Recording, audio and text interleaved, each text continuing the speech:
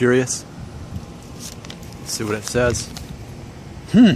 Looks like we're going to be doing a sequel to a video I did earlier this week called Hair Loss Extremes. What wouldn't you trade to keep all your hair? So we got a few suggestions here, a few ideas here. We'll start with Maxwell Smart. Here's an excerpt of something he said, quote, "Would you prefer to lose your teeth in order to keep your hair?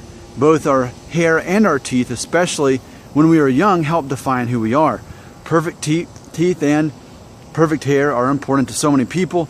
It is hard to lose any of either, but to have to choose one to save the other would be a really tough decision to make," end quote. So there we go. There's the first one. We got another one, Martinez 209. "Would you give up your soul for a full head of hair?" End quote. And then we'll close here with Dovax. He said this, quote, "Would you rather have cancer or be bald?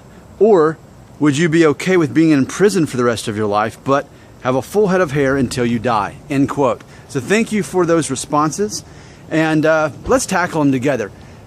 It's not simply that we're going to answer these questions, where we're going to look at the fundamental issue of really why these questions are being asked and why the answers are important to us.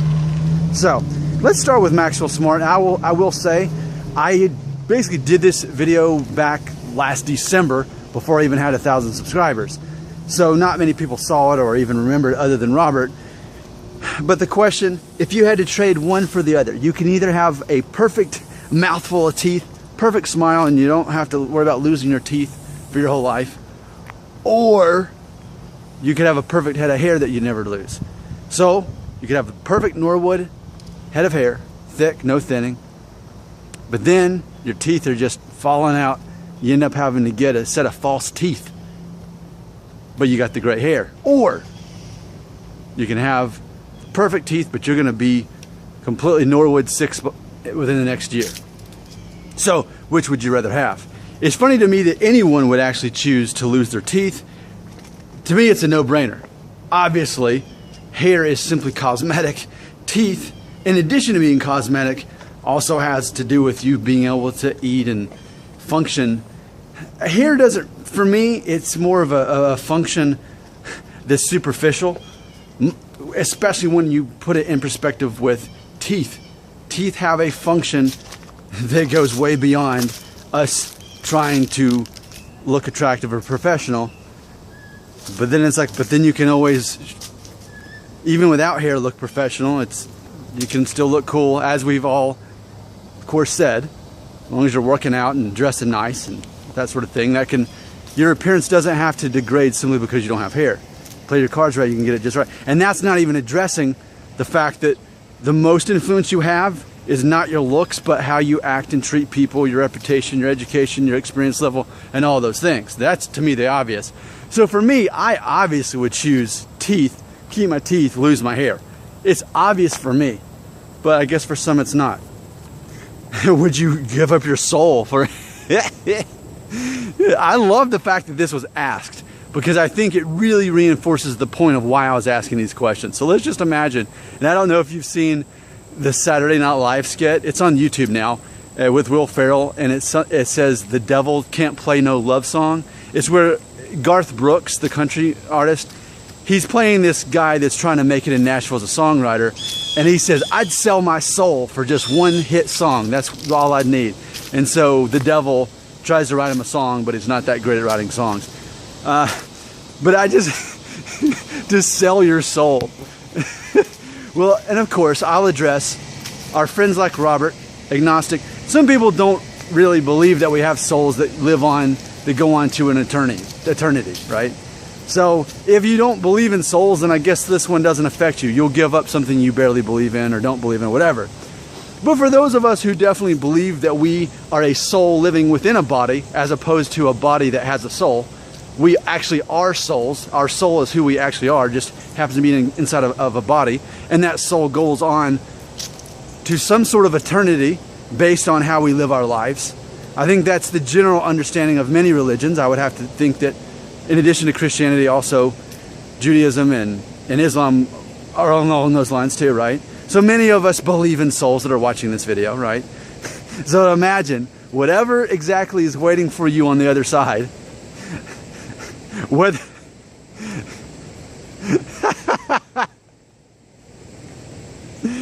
I just love the fact that if you believe it, for those of us who believe we have a soul. If heaven is better than this earth, and you're going to give up that over a limited number of years for a hair, you could die in a car wreck tomorrow and that's it. That would be hilarious if somebody actually chose, yeah, I'd lose my soul for a full head of hair. It'd be hilarious to me if someone actually truly chose that. But I have a feeling the only people who would are the people who don't really believe that we have souls or are skeptical that we do or something like that. But I really appreciate that that was asked. I think that, again, it really backs up what I'm trying to accomplish with this video topic. And then lastly, Dovax. Dovax, he's actually commented on some of my other videos on my other channel, which mainly focuses on DNA test and ethnicity. So he and I are, I think he's Mexican, I'm a quarter, but so he and I are distant cousins. He said, would you rather have cancer or be bald? Which already shows irony, because if you have cancer, then there's a good chance you're going to have chemo and you're going to lose your hair anyway. But either way, it's a form of a death sentence. You may not die, but you might, which is interesting because on Breaking Bad, Walter White also had cancer and then ended up shaving his head. Okay, different story though. Would you be okay with being in prison the rest of your life? So imagine this. Not only do you no longer have freedom to live your life as it is, but then whatever happens in prison, and we've all seen the movies and TV shows, we know it's implied that happens to men in prison. And you know what I'm getting at. And plus, again, you wouldn't have freedom, but you'd have a full head of hair. So yeah, that's funny. I would have to be amazed if anyone honestly chose that either. So out of these, let me do a rundown of what I think most people would say. As far as the teeth or the hair thing, I think most people would choose to keep their teeth, but I think a lot of people would actually choose the hair. If I were to guess the split, I'd say something like 30% of the people would choose hair and 70% would choose to keep the teeth. That would be my guess. The giving up the soul, I think the only person who would give up their soul for hair would be the person who doesn't really believe that we have souls or doesn't really believe we're held accountable to our works on earth before an almighty God. That's what I would believe. I don't believe anyone would honestly say that. Cancer, that wouldn't be very smart because either way, then you've got a death sentence. Oh, enjoy this full head of hair while you have stage 4 cancer and you may not make it through the next 6 months. I just seriously doubt anybody would choose cancer. And then, of course, prison. So you lose all your freedom plus whatever happens in prison. Plus, not even if you get out of prison, then, well, he said in the rest of your life. So forget going back and leading a normal life. So I think what we've demonstrated with these ideas, and this is what I was wanting to do, what we've demonstrated with these ideas is there are some things we wouldn't be willing to give up for hair. We wouldn't give up the afterlife. We wouldn't be okay with giving up our freedom.